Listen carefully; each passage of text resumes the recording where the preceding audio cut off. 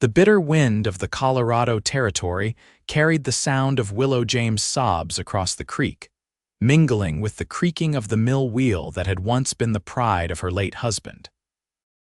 Her thin fingers clutched a crumpled letter that had arrived just that morning, confirming what she had feared for weeks: the bank would foreclose on the mill by month's end, unless she could somehow produce the outstanding payments her husband had failed to mention before typhoid claimed his life last winter. It was April 1876, and at 24 years of age, Willow found herself utterly alone in the world. She had buried Thomas just before the first snow, and with him, all her dreams of the life they'd planned to build together in Silver Creek. The mill had been their everything, their home, their livelihood, their future. Now the wheel turned sluggishly in the spring current, grinding to a halt every few rotations as if sharing in her grief. "Madam, you all right there?"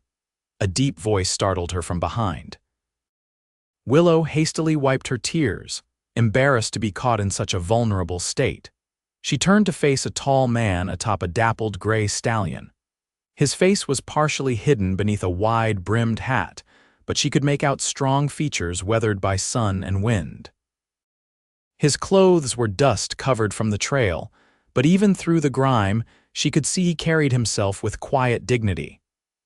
"I'm perfectly fine, thank you," she lied, attempting to smooth her apron and tuck a loose strand of auburn hair back into her bun. "Just taking a moment's rest from my work."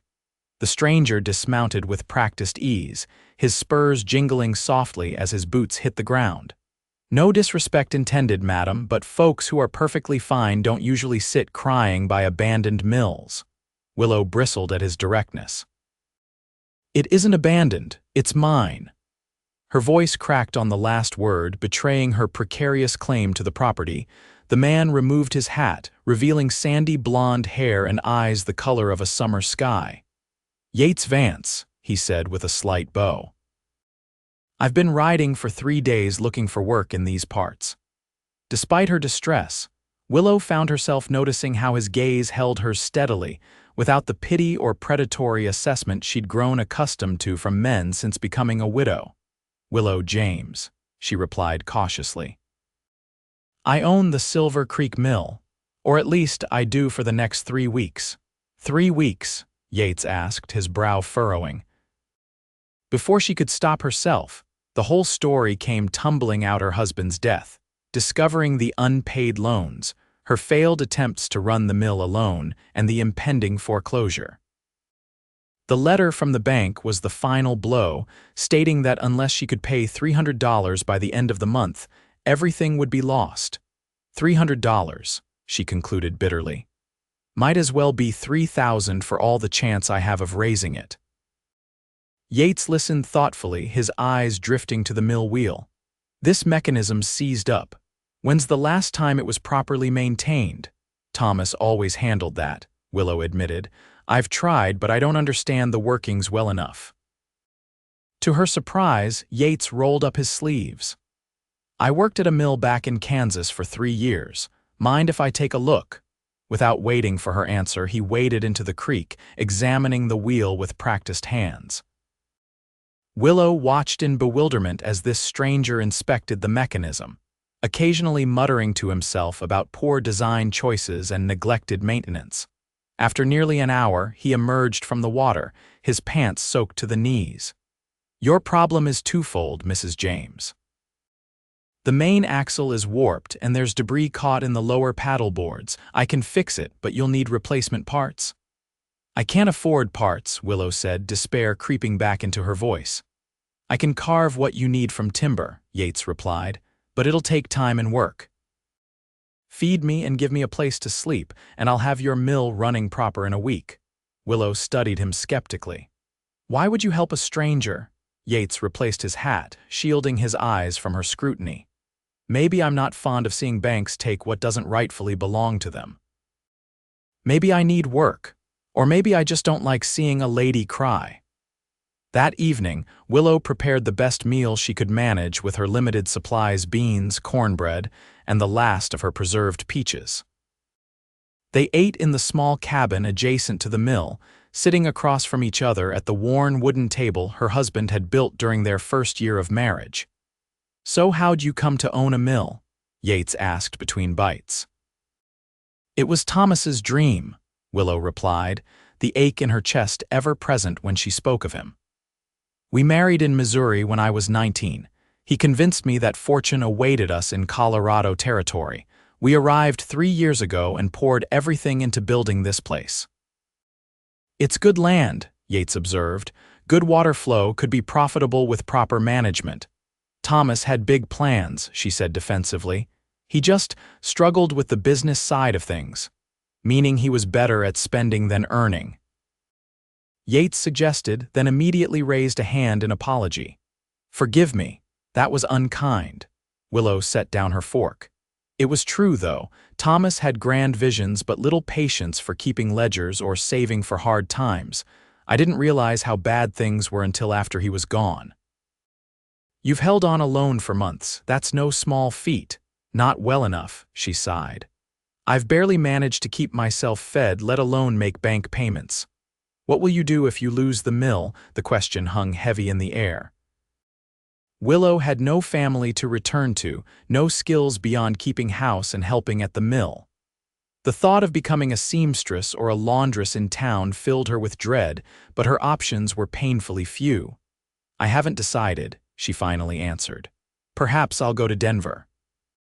Find work as a shop girl or a housekeeper." Yates nodded thoughtfully. "Or you could make this mill profitable and keep it. Weren't you listening? I have 3 weeks and need $300.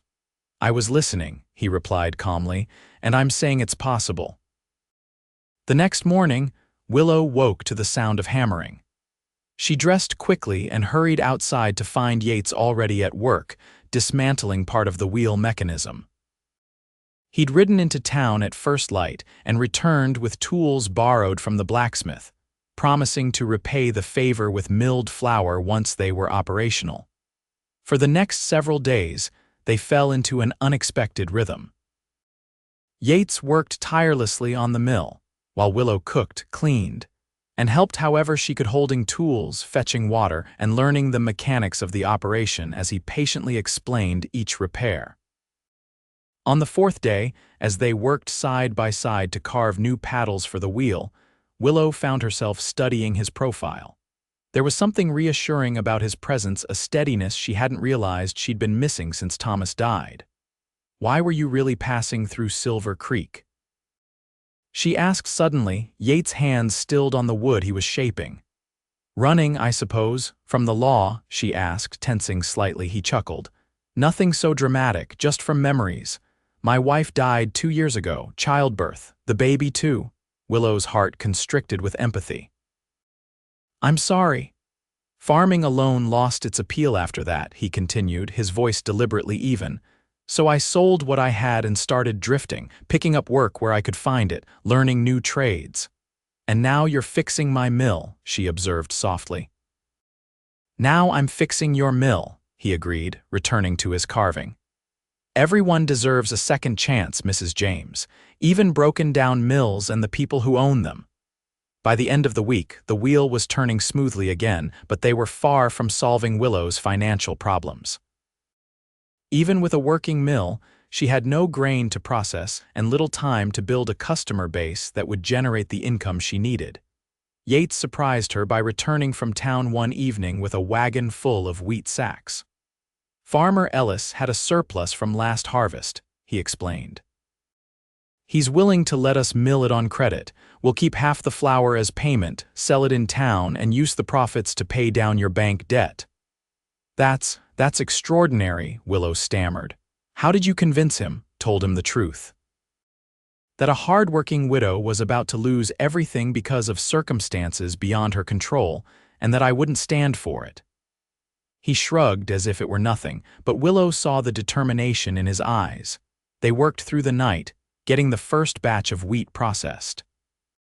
By dawn, they had several sacks of fine flour ready for market.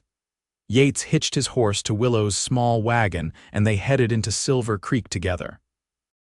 The town was just waking up as they arrived, shopkeepers sweeping their boardwalks, the blacksmith already at his forge, and early risers heading to the cafe for breakfast. Willow felt self-conscious as they set up their modest display outside the general store. She hadn't been to town much since becoming a widow, and the curious stares made her uncomfortable. "Don't mind them," Yates murmured, sensing her unease. "Focus on the flour. It's good quality, be proud of it." Their first customer was Mrs. Peterson, the cafe owner, who sniffed suspiciously at their flour before reluctantly purchasing 2 pounds. By midday, word had spread about the newly operational mill, and several townspeople had stopped by, some out of curiosity, others genuinely needing flour. As they packed up that evening, having sold nearly half their stock, Willow felt a flutter of hope for the first time in months. They had earned almost $30 a tenth of what she needed, but more money than she'd seen since Thomas died. "It's a start," Yates said as they drove back to the mill, the setting sun casting long shadows across the road.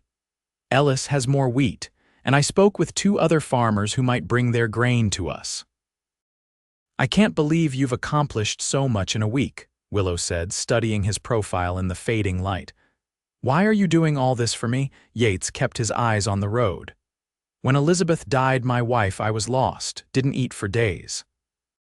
A neighbor I barely knew brought food every evening, sat with me, made sure I didn't let my grief destroy me completely, never asked for anything in return." He glanced at her briefly. "Sometimes people just need someone to believe in them until they can believe in themselves again." The simple honesty of his words touched something deep within Willow. For the first time since Thomas's death, she felt understood. The days that followed brought both progress and setbacks. They developed a steady stream of customers for their flour, but prices were lower than Willow had hoped. A thunderstorm damaged part of the mill roof, requiring repairs that ate into their profits. And the bank manager, Gerald Hopewell, made it clear during a visit that he was more interested in foreclosing than finding a solution. "Prime location," he'd commented, eyeing the property with barely concealed greed. "The Simmons brothers have been looking to expand their timber operation. They'd pay a handsome price for this water access." 2 weeks after Yates's arrival, they had managed to save just over $100, impressive progress, but still woefully short of their goal with only 7 days remaining. "We need something more," Yates said one evening as they sat by the fire, reviewing their accounts. "The regular milling business is building nicely, but it won't be enough in time," Willow nodded, trying to hide her resignation. Despite their efforts, she had begun mentally preparing to lose her home. "Perhaps I could sell some of Thomas's tools," she suggested half-heartedly. "Or my mother's silver." "No," Yates interrupted firmly. "You shouldn't have to sell family heirlooms." He was silent for a moment, then asked, "What about specialty flours? My grandfather used to grind corn particularly fine for the ladies who wanted the lightest cornbread. Charged extra for it too." "I wouldn't know how to do that," Willow admitted. "I would," Yates replied, "and we could offer custom blends, wheat and rye, cornmeal with herbs, things the general store doesn't sell. Who would buy such things? The hotel in town caters to wealthy travelers. Their cook might appreciate quality ingredients that set their offerings apart." The next day, they experimented with different grinds and blends. Yates showed Willow how to adjust the millstones to produce various textures, and they mixed small batches of specialty flours. They packaged their creations in neat cloth bags that Willow sewed from scraps of fabric, labeled with handwritten descriptions. Yates took their samples to the Silver Ridge Hotel, returning hours later with a broad smile and an order for 20 pounds of their finest pastry flour and 10 pounds of their cornmeal herb blend. The cook nearly wept when he tasted the difference in his biscuits, Yates reported triumphantly. Said he'd pay double the regular price for consistent quality like this. As word spread about their specialty products, more orders came in. The cafe wanted their cornmeal. The banker's wife requested the fine pastry flour for her social gatherings. Even the saloon ordered their rye blend for a particular bread they served with stew, With each successful sale, Willow found herself growing more confident. She began suggesting new combinations, improving their packaging and handling customers with increasing assurance. The mill, which had once been merely her husband's domain, was becoming truly hers. She also couldn't ignore her growing feelings for Yates. His kindness, his determination to help her succeed, and the way he valued her opinions had awakened emotions she thought had died with Thomas.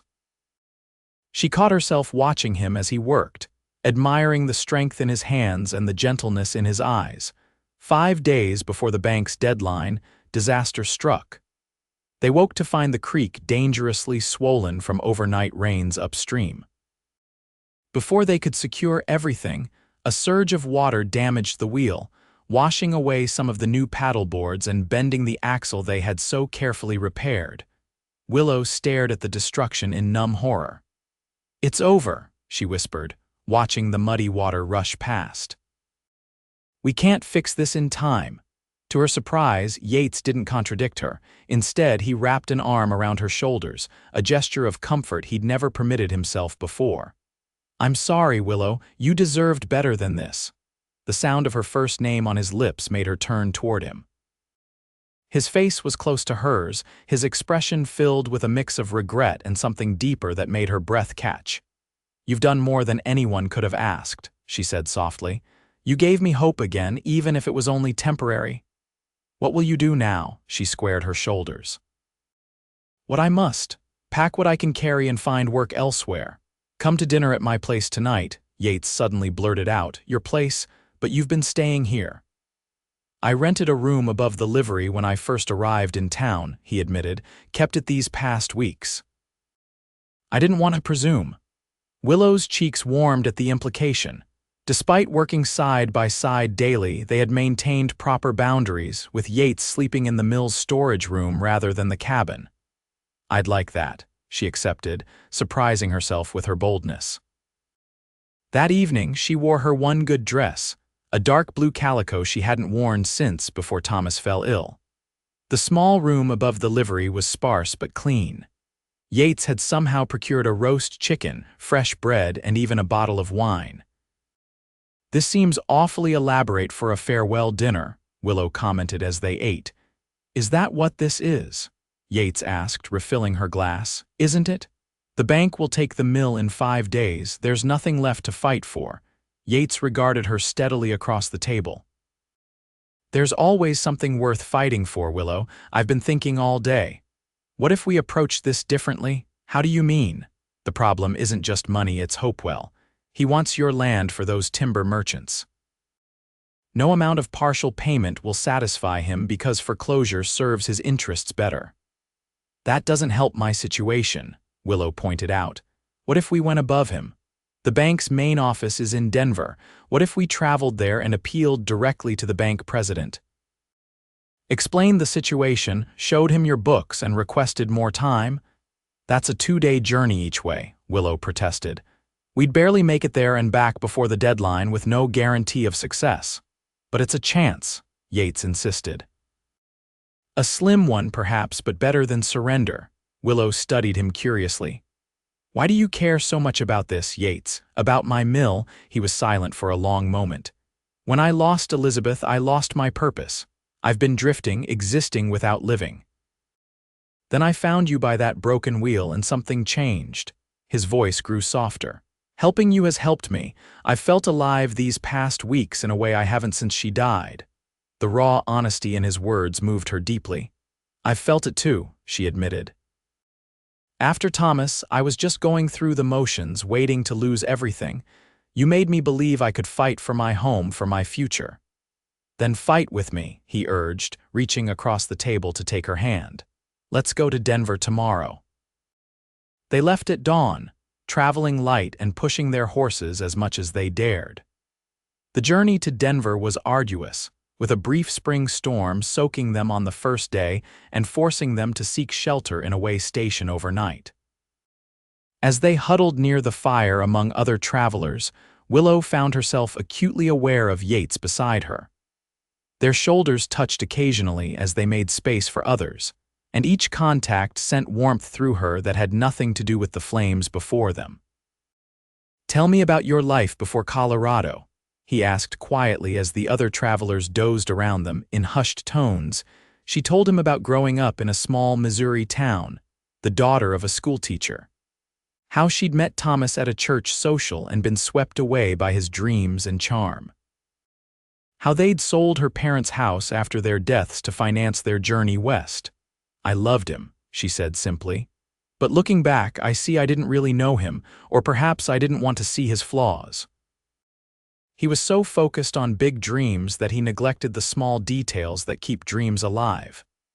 "And now," Yates asked, "what do you dream of now?" Willow gazed into the dying embers. "Security, independence, a life where I don't fear tomorrow." She hesitated, then added softly, "Perhaps someone to share it with who sees me as a partner, not just a wife." Their eyes met in the firelight, and something unspoken passed between them, a recognition, a possibility. They reached Denver late the following day, exhausted but determined. The bank's headquarters was an imposing stone building in the heart of the growing city. Yates insisted they find lodging, first separate rooms at a modest hotel, and approach the bank fresh in the morning. That night, alone in her room, Willow could scarcely sleep. Her thoughts alternated between anxiety about their meeting and confused feelings about Yates. In just 3 weeks, this quiet, steadfast man had become essential to her in ways she hadn't thought possible after Thomas. But tomorrow's outcome would determine whether she had anything to offer besides debt and hardship. Morning came with clear skies and renewed determination. Willow wore her best dress again, and Yates had somehow acquired a proper suit coat to wear over his cleanest shirt. Together, they entered the bank and requested a meeting with the president. After an hour's wait that tested Willow's already frayed nerves, they were ushered into a wood-paneled office where Herbert Aldridge, the bank's president, sat behind a massive desk. He was older than Willow expected, with silver hair and spectacles that magnified his shrewd eyes. "Mr. Vance and Mrs. James," he acknowledged, reviewing the papers they'd presented. "You've come a long way to discuss a rather small matter." "Small to your bank, perhaps," Yates replied evenly, "but it represents Mrs. James' entire livelihood." For the next half hour, they presented their case. Willow explained her situation, her husband's death, the discovery of the debt, and their recent efforts to make the mill profitable. Yates detailed the improvements they'd made and presented their ledgers showing the growing business. "We're not asking for the debt to be forgiven," Willow clarified, "just for more time to pay it now that the mill is operational again." Aldridge listened impassively, occasionally making notes. When they finished, he removed his spectacles and studied them both. "Your determination is commendable," he said finally, "but business is business. The terms of the loan were clear." "Sir," Yates interjected, "if I may speak frankly, your local manager, Mr. Hopewell, has a conflict of interest in this matter. He's been quite open about his arrangement with the Simmons brothers to sell Mrs. James' property once foreclosed." Aldridge's eyebrows rose slightly. "That's a serious accusation, Mr. Vance." "It's the truth," Willow affirmed. "He told us himself, seemingly untroubled by the impropriety." The banker was silent for a long moment. "I dislike employees who mix personal business with bank affairs," he finally said. "It creates complications." He shuffled through their papers again, then made a decision. "I will grant a 6-month extension on your loan, Mrs. James, with 2 conditions. First, you must make a good faith payment of $100 immediately. Second, you must maintain regular monthly payments thereafter." Relief flooded through Willow. "We can pay the $100 today," she confirmed, hardly believing their success. After completing the necessary paperwork, they emerged onto Denver's busy streets, stunned by their victory. "We did it," Willow breathed, clutching the new loan documents. "I can keep the mill." "You did it," Yates corrected her. "You fought for what was yours." In the golden afternoon light, standing amid the bustle of the city yet somehow alone in their shared triumph, Willow did something she hadn't planned. She reached for Yates's hand. "We did it together," she said softly.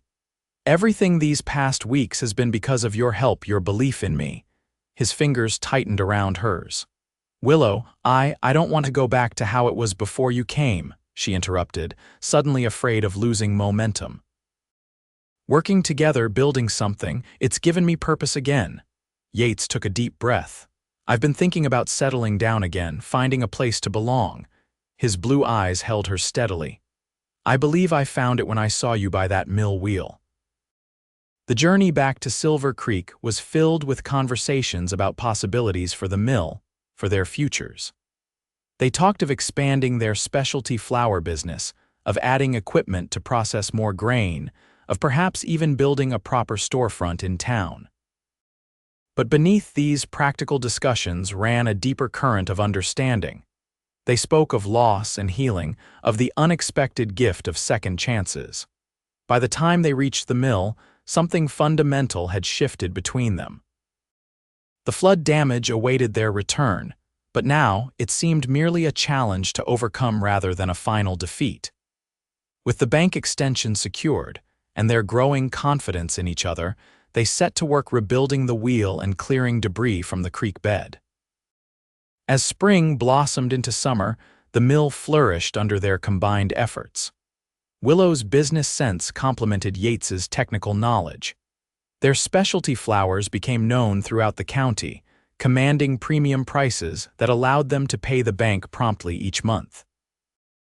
On a warm evening in July, they sat together on the bank of the creek, watching the wheel turn steadily in the current, stronger and more efficient than it had ever been under Thomas's management. "I received a letter from the bank today," Willow said, leaning slightly against Yates's shoulder. "Hopewell has been reassigned to a bank in Wyoming territory. Apparently, Mr. Aldridge was quite disturbed by his conduct." Yates smiled. "Justice does occasionally prevail. The new manager visited the mill while you were in town," she continued. "He was impressed with our operation. Suggested we might qualify for a loan to expand if we were interested. Are you interested in expanding?" Willow turned to face him fully. "I'm interested in building something lasting, something ours." The word hung in the air between them, full of meaning. Yates took her hand, his expression growing serious. "I've been carrying this for weeks, waiting for the right moment." From his pocket he withdrew a simple gold band. "It was my grandmother's, nothing fancy but solid, like what I hope we could build together." Willow's breath caught as he continued. "I came to Silver Creek with nothing but memories weighing me down. Found a crying widow by a broken mill wheel. Never imagined I'd find my future there too." He held the ring between them. "I love you, Willow. Would you consider becoming my wife?" Partner in life as well as business? Tears welled in her eyes, not tears of sorrow like those he'd first witnessed, but of joy and possibility. "Yes," she whispered, letting him slide the ring onto her finger. "Partners in everything." Their wedding took place that autumn, a simple ceremony in the town church, followed by a celebration at the mill. The townspeople who had gradually become their friends and customers filled the yard, marveling at the transformation of both the property and the widow who had once seemed destined for destitution. As winter approached, they expanded the cabin, adding rooms for the family they hoped to have. Yates built a proper office where Willow could manage their growing accounts, and they hired 2 local boys to help with the heavy work of moving grain and flour. 1 year after Yates had found Willow crying beside the broken wheel, they stood together watching the first snow of the season dust the mill yard. Her head rested against his shoulder, his arm wrapped securely around her waist, his hand resting protectively over the gentle swell of her belly where their child grew. "I used to dread winter," Willow confessed, thinking of the previous year's loneliness and fear. "Now I find myself looking forward to the quiet evenings by the fire, planning for spring." Yates pressed a kiss to her temple. "Life has seasons just like the land, some for grieving, some for healing, some for growing." His hand caressed her stomach gently. "This is our growing season." The wheel of the mill continued its steady rhythm in the background, turning grain into flour, hardship into prosperity, and two broken hearts into a family bound by love and purpose in the shadow of the Colorado mountains.